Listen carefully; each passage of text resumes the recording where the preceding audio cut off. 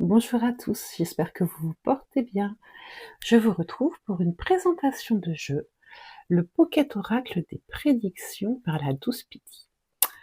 Alors, c'est devenu un de mes chouchous. On a juste un petit bémol, mais sinon il est vraiment top. Génial. Je vous présente ça tout de suite. Me revoilà pour la présentation. Donc voilà comment ça se présente. Un Pocket Oracle, tout simple, où on nous indique que tu cherches à obtenir des réponses sur ta vie amoureuse, ta carrière, ta prospérité ou tout autre aspect de ton existence, cet oracle saura te guider avec clarté et bienveillance. Alors, le gros avantage de cet oracle, c'est qu'il prédit et il date les prédictions. Vous allez voir ça tout de suite. Il a été créé par la douce Pity, qu'on nous dit médium de naissance, et qui éclaire le chemin des âmes depuis de nombreuses années grâce à ses guidances, très suivies sur son compte Instagram, la douce Pity. Voilà, elle est auteure de livres et du coffret La destinée des flammes jumelles, que je n'ai pas non plus. Donc ça se présente comme ça s'ouvre, c'est aimanté. On a les cartes. Tchouk. On va y arriver.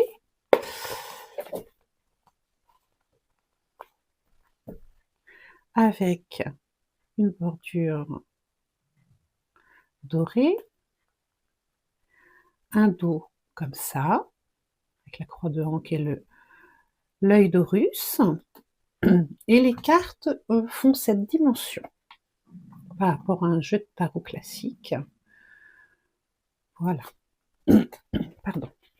Nous avons aussi un petit livret très très court, donc qui nous dit que ça a été édité en 2025, qui nous donne la table des matières, et puis pour chaque carte, un petit mot, tout petit, et la présentation de l'auteur, qui est la même chose qu'au dos du livret. Voilà. Alors, passons aux cartes, parce qu'elles sont magnifiques. Je vais vous montrer ça tout de suite. Regardez-moi ça comme c'est beau. Alors, on a une vraie vibrance, hein. C'est vrai que il y a des couleurs très spirituelles, le voyage et l'été. Vous voyez que pour chaque carte, on a en fait une datation. Donc la rencontre avec le printemps, le voyage avec l'été, l'automne qui nous parle de chance, l'hiver qui nous parle des nuages avec une belle éclaircie toutefois, l'amitié et janvier, le choix avec toutes les portes et février, message avec Mars, intuition pour avril. Oh, j'avais jamais remarqué là. La clarté évidemment avec mai. On voit qu'on est protégé. La libération en juin. Le succès en juillet. La santé en août. L'amour en septembre avec les signes. La carrière en octobre. La croissance en novembre avec le papillon qui sort de sa chrysalide.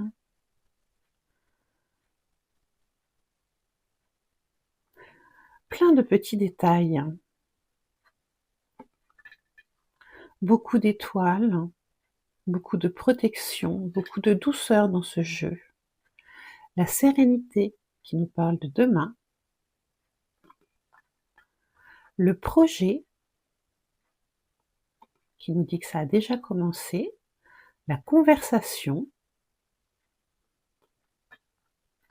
La force avec le lion. Ça fait penser à une roue zodiacale. La synchronicité avec le scarabée. Conflit lors de la prochaine pleine lune. La prudence. Magnifique cette carte. Le départ avec les ciseaux qui coupent à la prochaine pleine lune. Le pardon. Magnifique interprétation du pardon. Le souvenir avec l'enfant. Les pensées tendres avant la fin de la semaine.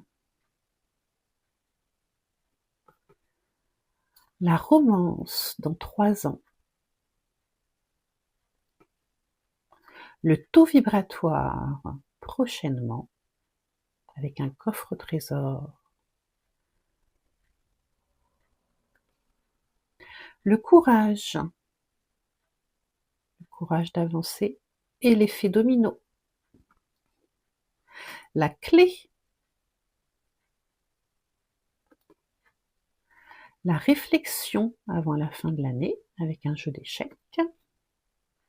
L'achat. La naissance qui évidemment nous fait penser à l'impératrice. La fin qui elle nous fait penser à l'arcane de son nom. La justice qui nous fait penser à la justice à court terme. Mais par contre là, c'est bien équilibré. Contrairement au tarot, on voit que c'est bien équilibré. Les loisirs. Accident de la vie, qui va plutôt nous faire penser au jugement.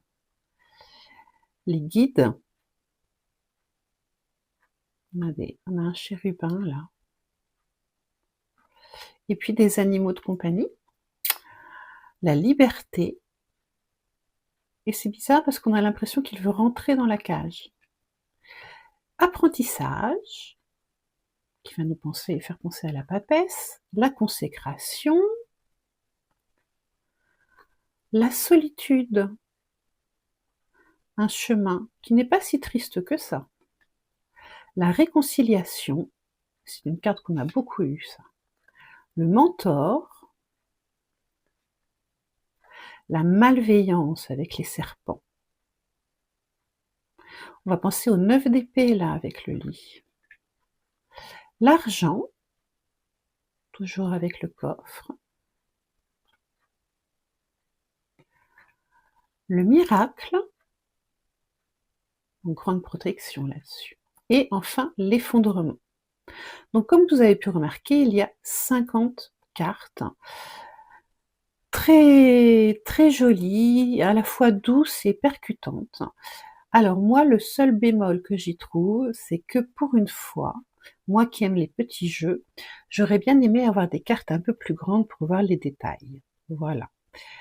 Je trouve qu'il y a énormément de détails dans ces cartes et que malheureusement, on n'a pas la vision complète de la carte.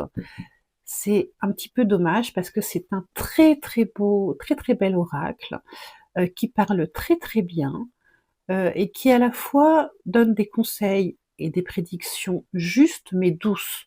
On n'est pas dans certains tarots, certains oracles qui sont un peu brutaux, qui sont un peu bruts de décoffrage. Là, on est entouré d'une grande, grande bienveillance.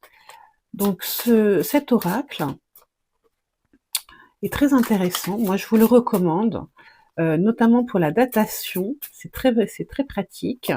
C'est un petit peu c'est pas approximatif, mais je vous conseille quand même pour la datation de vous inspirer, de laisser faire votre intuition, parce que des fois des détails dans les cartes vont nous parler. Par exemple, là, on nous dit avant la fin du jour. Certes, mais moi je vois 1, 2, 3, 4, 5 serpents qui sont là. Je vois 1, 2, 3, 4, 5 bougies. J'ai envie de dire que cet état d'esprit, cette énergie va courir pendant 5 jours, par exemple. Voilà.